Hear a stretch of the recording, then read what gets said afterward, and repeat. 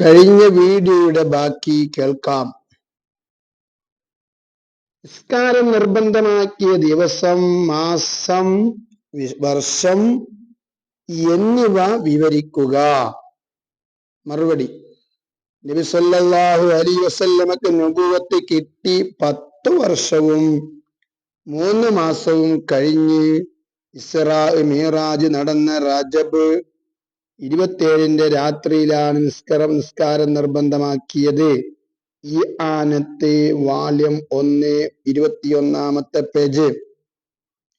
4-ാമത്തെ ചോദ്യം: മിഅ്റാജിന്റെ രാത്രിയിൽ നിസ്കാരം നിർബന്ധമാക്കിയതിന്റെ യുക്തി എന്തായിരുന്നു?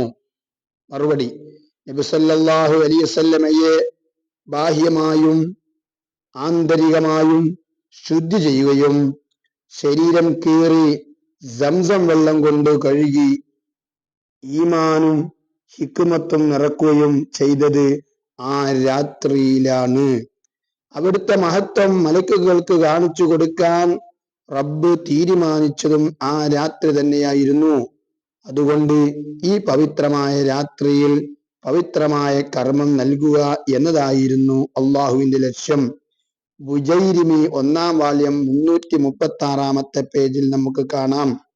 5-ാമത്തെ ചോദ്യം: എന്തുകൊണ്ട് അന്നേ ദിവസത്തെ സുബഹി പ്രവാചകൻ നിർവഹിച്ചില്ല?